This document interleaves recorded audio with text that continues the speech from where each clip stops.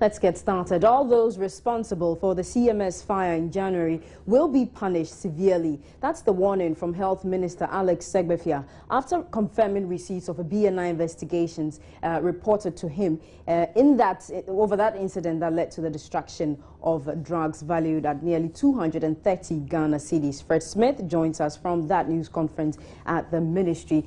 Fred, so is the minister saying that the incident was arson? Well, he's not explicit on that. He doesn't say it was arson. He only says that the report has been received.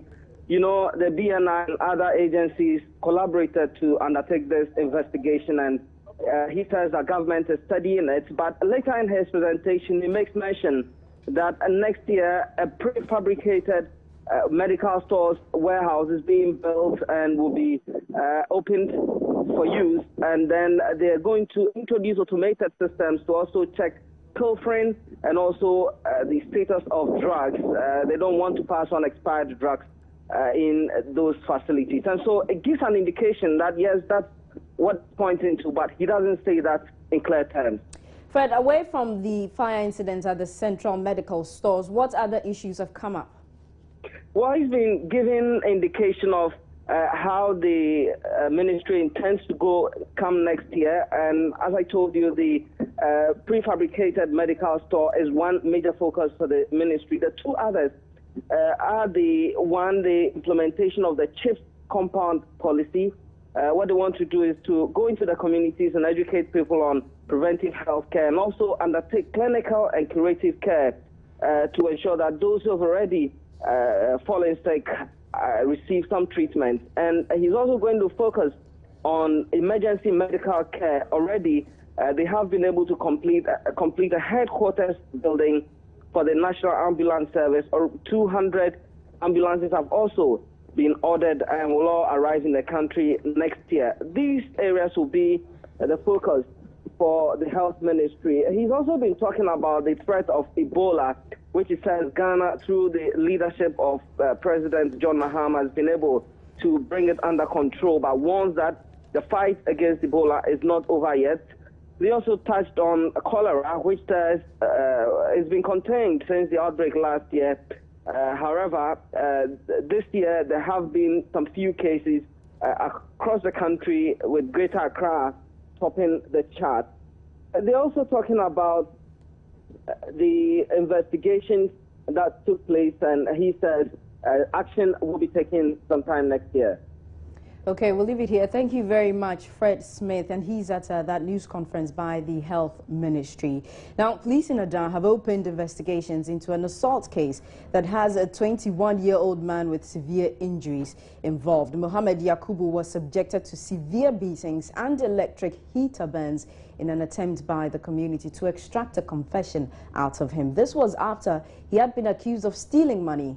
When they later realized he was innocent, the chiefs and elders of the Zongo community in Kuledo gave him 5 Ghana cedis for lunch. Mohammed's uncle narrates how he came to Mohammed's rescue. On Wednesday, 2 gentlemen, one Iberi and then Hama, they came to him that he stole their money. So when they took him to the house, they tied his hands, and then one of them used electric heater on his body. And what they also did was that they tied his mouth so that he wouldn't shout. So immediately I went to the chief, the Zongo chief, to find out from him whether he was aware of this incident, whether an incident of that sort happened. And then he really confessed that truly something happened, but they weren't too comfortable with it. So I asked him, what action did he take?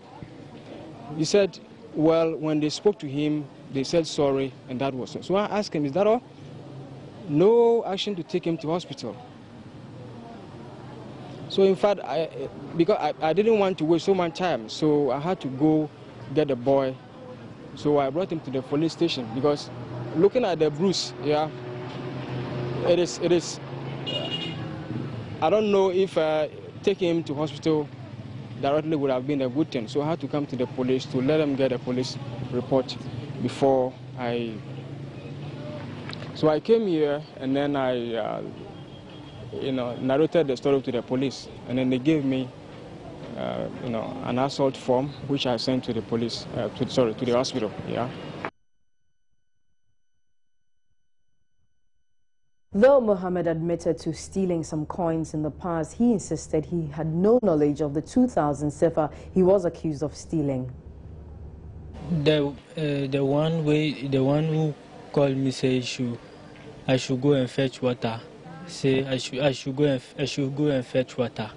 When I went to go and fetch water, and I rather take his coins, I want to ask him whether he will change it for me. I forget. I couldn't ask him. Now tomorrow, Thursday, he said his money lost. Paper, D-mill. How much? How much? D-mill 3. D-mill, paper. Paper. Okay. And coins. It's the coins I take. In the name of God, I didn't take the paper. I couldn't see the paper at all. And what did he do to you? He didn't do anything to me, but the two guys, one named Hammer and one named Ivare, they beat me and they tied my hand and leg. And he take hitter. The one who is Hammer, he take hitter and hit my whole of legs. And they take rice cooker and hit my stomach. And he take knife. He say won't kill me. Yes. But did he later find the money that he was talking about? No. He didn't find the money. I hear they gave you some money. Why did they give you some money afterwards? What money? I hear they gave you some money after they beat you and then they did all that to you. It's chop money. 5 CD. Meanwhile, the CID investigating the case says they have arrested 2 people in connection with this while investigations are continue. Let's hear Corporal Francis Humado. He spoke to me earlier on News Desk. We have arrested 2 people so far in connection with the crime. They was issued a police medical form to attend hospital for treatment, after which he returned. After that, a statement was collected from him, and he left police to identify the culprit. And for now, investigation is ongoing. When were they arrested? I cannot say much because I don't want to preempt. They were arrested yesterday evening. After we were able to establish a case against them, with the help of the district command, they will be subsequently charged and put before court. Human rights lawyer Francis Xavier Sosu says the victim has been violated and offered some options for the family to seek redress. Young man has been violated. It doesn't matter what we must understand as a people, is that it doesn't matter what offenses people commit against us. We must always allow the laws of the land to work. They could cause harm, to this young person.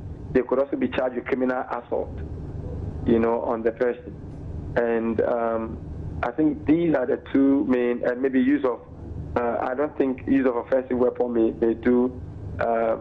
I think causing harm, causing unlawful harm, and criminal assault are the most likely charges that could be preferred against them.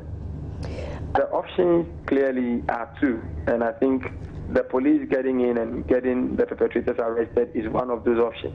The second option is Mohammed taking a civil action for, in trespass to his person, which is a tort, and he can get some damages for the losses that he has suffered in the hands of these people.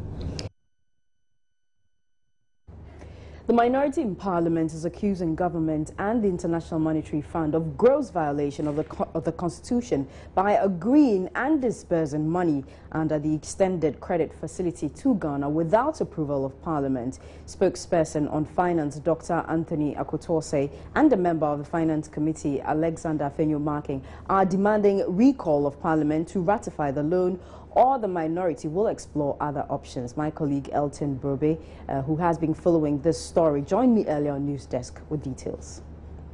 Parliament was that in this particular negotiation, Parliament was not informed about the agreement. And for that reason, further disbursement of the funds to government will amount to violation of the 1992 Constitution. And their appeal to the IMF is that they stop further disbursement of the loan. Government should, as a matter of the agency, call on the Speaker of Parliament to reconvene Parliament immediately before the end of September, so that Parliament can debate the merits of the agreement between government and the IMF, for Parliament to approve of it before the IMF can go ahead with further disbursement of this particular loan. If government does not heed their call for Parliament to approve of this loan, there are options available to it, and they intend to explore it. They also accuse the IMF of not, respecting good governance in relation to this particular matter, because according to them, in a matter between the IMF and Greece, when the IMF went to bail out Greece, IMF insisted that Parliament of Greece approve of the agreement before they started disbursing. They're asking why it's clear in our constitution that such disbursements should first seek parliamentary approval before it can be done. But in this case, the IMF ignored the constitutional provision, government as well. So only appealing to government to come back to Parliament and then put the issues before Parliament, for Parliament as the representative of the people and as demanded by the Constitution under Article 181 to approve of it before the money can be given to government. And as you may be aware, government has already taken part of the money.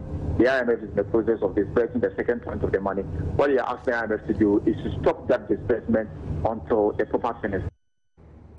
And you're watching Joy News today with me, Francisca Kakra-Foss. And let's take a break. We'll bring you more stories.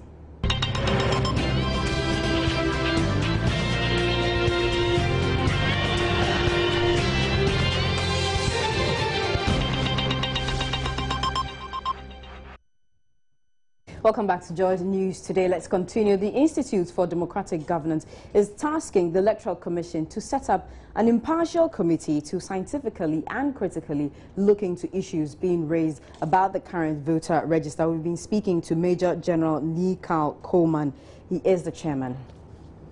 The truth is that neither the claims by the New Patriotic Party nor the counterclaims of the National Democratic Congress provide a sufficient and sound basis for making such decisions. Their allegations and counterclaims are yet to be substantiated and therefore do not provide the sound basis required for making a clear determination of the best way to secure a voters' register suitable for credible and peaceful elections in 2016. The Institute of Democratic Governance and the Civil Forum Initiative are of the view that it is in the vital interests of the nation that the voters' register is made and seen to be a genuine instrument of fairness and equal opportunity to all political parties and contestants in the forthcoming elections.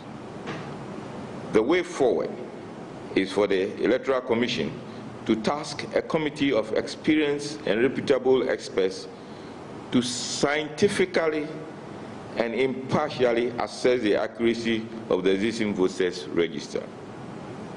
The committee should also verify the counterclaims and report on the overall health and suitability of the existing voters' register for the 2016 elections.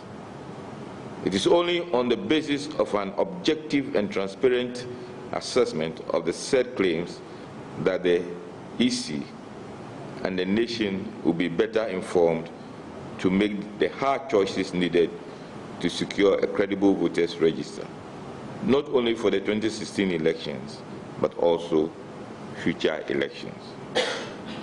Accordingly, we call on the Electoral Commission to independently set up an impartial task force made up of eminent experts and individuals with the experience and knowledge of issues in the compilation of credible voters' register. The task force should undertake a critical assessment of the 2012 biometric voters register and dispassionately propose solutions to identify and/or persistent problems which undermine the public trust and confidence in the integrity of the register. So that's Major General Carl Coleman. He's chairman for Civic Forum Initiative. President John Mahama has vowed to deliver what he describes as a one-touch victory for the NDC if he gets the nod to lead the governing party into next year's general elections. The president, who is being contested by one George Boateng, said he's the best person to lead the party to victory come 2016, hence the need for him to be maintained. I promise that I'll continue the great heritage of our party, and I'll continue in the footsteps of my great predecessors, Derek John Rawlings and Professor John Iwan Sakamils, and that I will do everything possible, materially, physically, spiritually, to ensure that I lead this party again into a one-touch victory.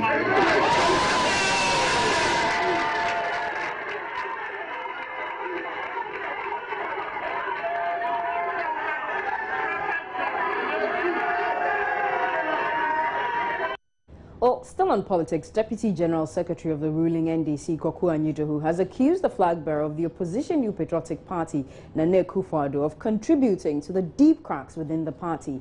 He says the opposition leader has done little to resolve the internal wrangling within the party, a move he says amounts to Nanado's farting in the face of the party. Mr. Anyidohu was speaking on Joy News' current affairs program, PM Express. If you have a leader who then decides to turn his back on the party, and excuse my language, to fart in the face of the party, then you're going to have all these problems that you're having. And at every point in time, the party is supreme, party first.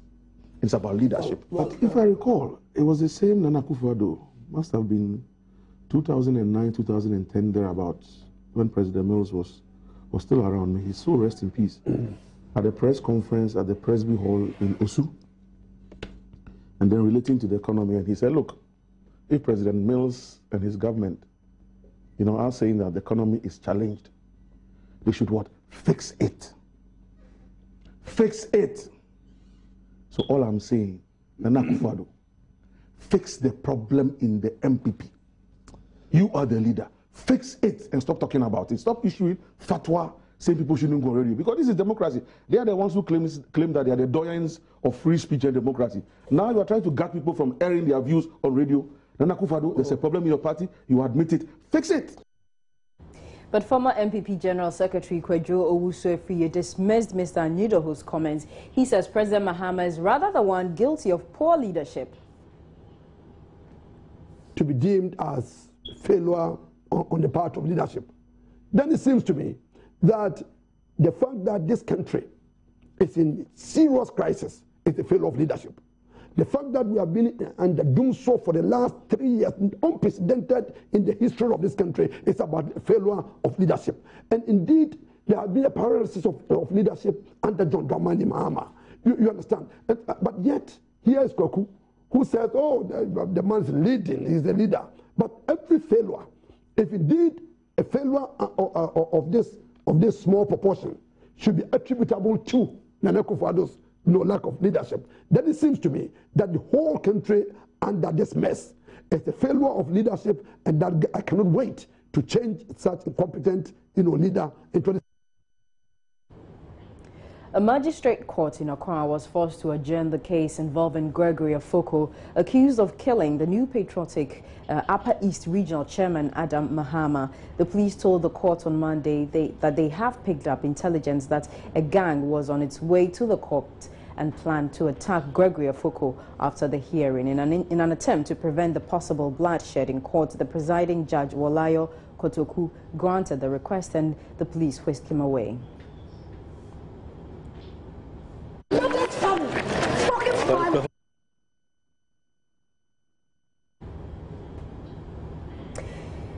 And you're still watching Joy News today with me, Francisca Kakwa Forsen.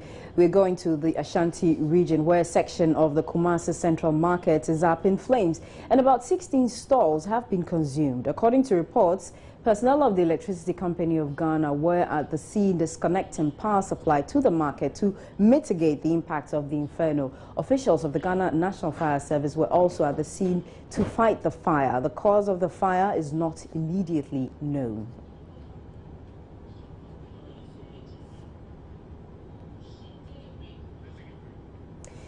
This is Joy News today with me, Francisca Kakwa Forsen. Quick break, we'll be right back.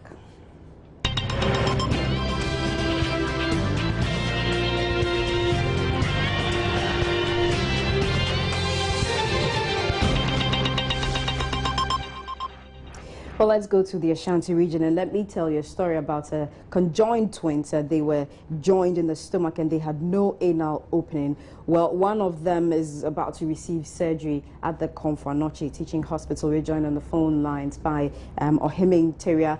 Ohiming, tell us the latest with this twin who is about to have surgery.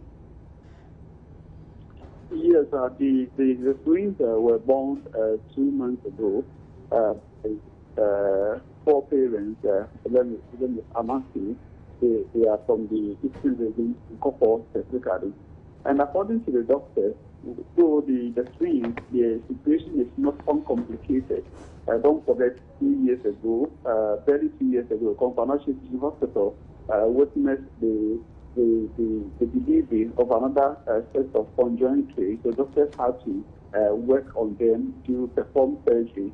So they were saying that if they were to compare this one to the last one, then they would see this particular condition or case was not was uncomplicated. But unfortunately, an emergency surgery was performed to save the 2 of them. The parents have named them Aseda and Inshra. But unfortunately, the Inshra died a few weeks after the first emergency surgery. And the characteristics of these they have one bladder, and they also share a large bowel. That makes it difficult. The doctors at the point have to decide which one they have to use the bladder, the bowel to. So they decided on Aseda. So Aseda came. But unfortunately, Aseda also has a lot of complications. The doctors say there are anomalies that they need to correct before she can live a normal life. For instance, they talk about ambiguous vagina. Which means that they were born without vagina. So doctors have to create a room for vagina for the conjunction. And apart from this, they also need to open anus for them so that they will be able to defecate well. And besides, they also lack skin, so there are skin deficiencies, especially around the umbilical cord. So doctors are faced with this challenge. Unfortunately, the parents are not able to use 20 Ghana cedis needed for 3 or more of those surgeries. So that is the situation now. When I spoke to the mother yesterday, there were no indications that we've gotten money for doctors to start any of the 3 surgeries now, Francisca. Okay, we'll leave it here. Thank you very much. That's Ohiming Teria bringing us some good news for baby Aseda, a conjoined twin. You're still watching Joy News today with me, Francisca Kakwa Forsen. Business is up next.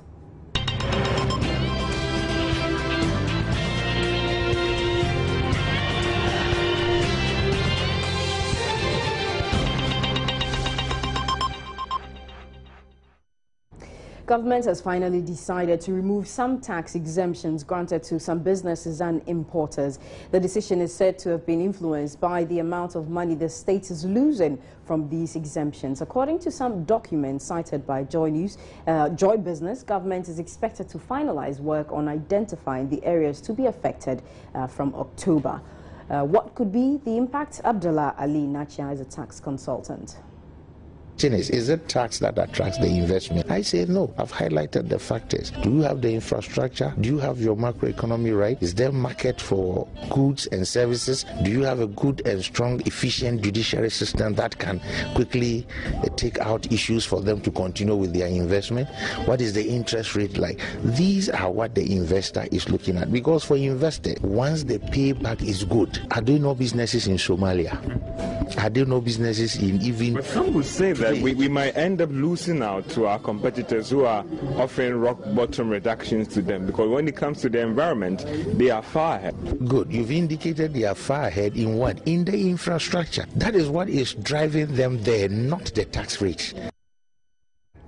Lawyer and MP for Ifutu, Alexander Fenyomakin, has filed a fresh application at the Supreme Court to stop the Agricultural Development Bank, ADB, from going ahead with its initial public offer IPO. This comes weeks after the Union of Industry, Commerce and Finance UNICOF workers withdrew a similar suit at the High Court, which effectively allowed ADB to proceed with the IPO. There have been adverts about the IPO running on TV.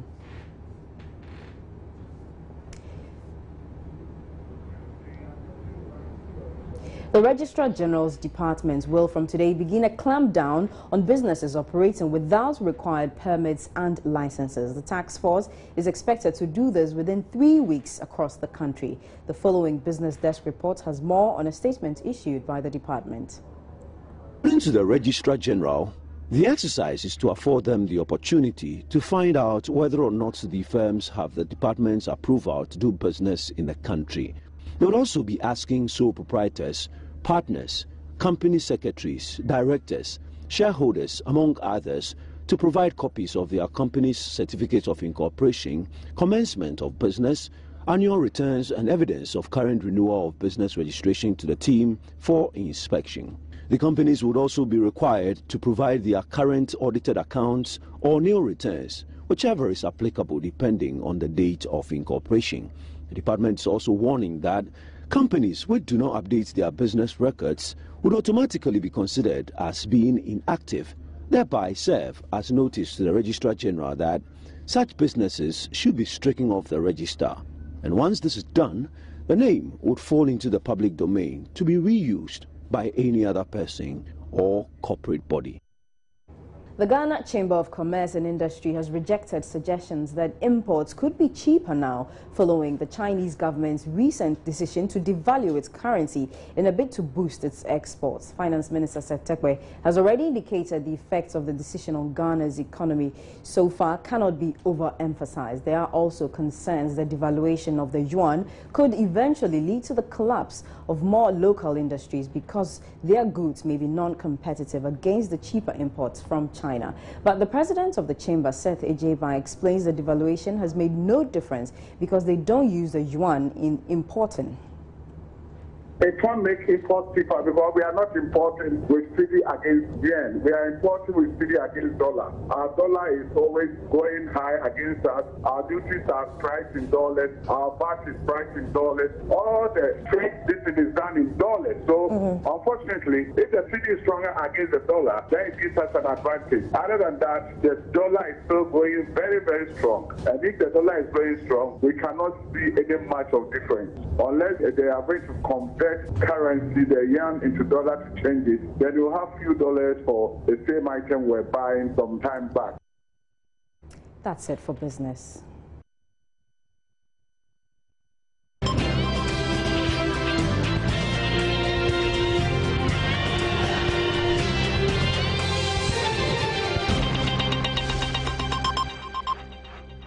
And that's it for Joy News today. For more news, log on to myjoyonline.com.